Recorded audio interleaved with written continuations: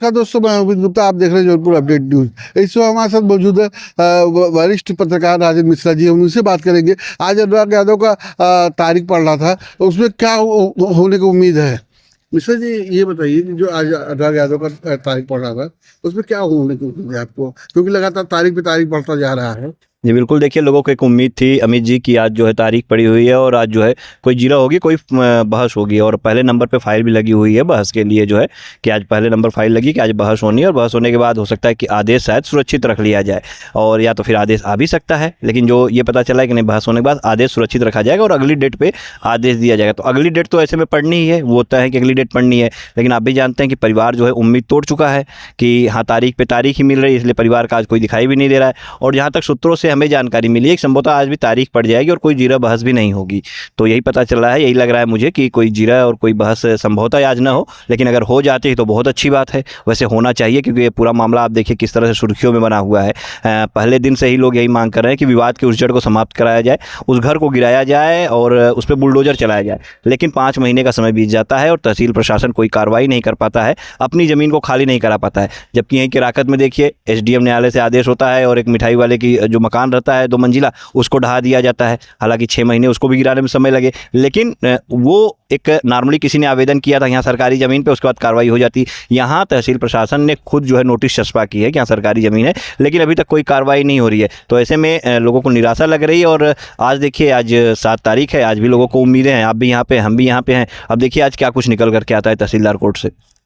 पिछले तारीख पर उनके पिताजी की तबीयत खराब हो गई थी, तो क्या इसी कारण से इस तारीख पर वो नहीं आ पाए हैं? बिल्कुल, देखिए वो जब भी तारीख होती है तो एक उम्मीद परिवार को तो लगी रहती है। जैसे आप पब्लिक को उम्मीद रहती है कार्रवाई होगी, वैसे परिवार को भी उम्मीद रहती है।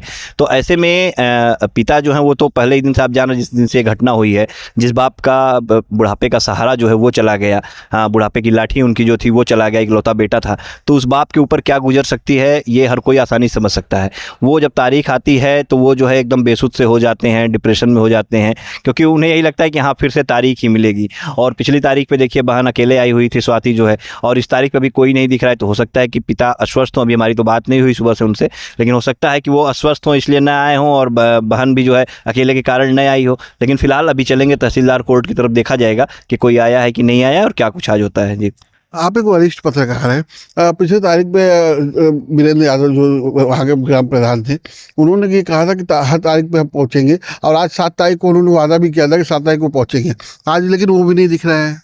बिल्कुल, देखिए वीरेंद्र यादव जी को सुबह से फ़ोन लगाया जा रहा था, फ़ोन स्विच ऑफ था। अब किन कारणों से स्विच ऑफ था ये तो नहीं बता सकते हम, लेकिन उन्होंने ये कहा था कि हम तारीख पे पहुँचे थे और पहुँचेंगे, और हमें लगता है कि पहुँचेंगे। हो सकता है किसी कार्य में व्यस्त होंगे इसलिए नहीं आ पाए होंगे, लेकिन वीरेंद्र यादव शुरू से कहते चले आए हैं कि हम परिवार के साथ खड़े हैं। और जैसे ही जेल से वो निकले उसके बाद भी उन्होंने यही कहा था कि हम 7 तारीख की तारीख पर जरूर पहुँचेंगे। तो आज भी हो सकता है वो पहुँचे, थोड़ा सा देरी से पहुँचे, हो सकता है इनपुट वगैरह अपना ले रहे हो कि क्या चल रहा है, तो अपना समय से पहुँचेंगे। लेकिन फिलहाल अभी तक नहीं आए हुए थे, लेकिन उम्मीद है कि वीरेंद्र यादव जरूर आएंगे। आगे क्या होने की उम्मीद है आपको? अब आगे तो आज जीरा होनी है, बहस होनी है, उसके बाद फैसला सुरक्षित रखा जाना है।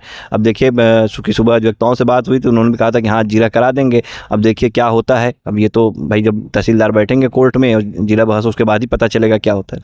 अच्छा, अनुराग यादव के घर के माली स्थिति ठीक नहीं है, उनके पूरा परिवार टीम के घर में रहता है, और उस पे सरकार ने कहा था कि उनको आवास वगैरह मुहैया कराया जाएगा। अभी तक आवास भी नहीं मिला, उस पर आपका क्या कहना है? देखिए, ऐसे परिवार को सरकार ने जो आश्वासन दिया था उसे तो तुरंत पूरा कर देना चाहिए था।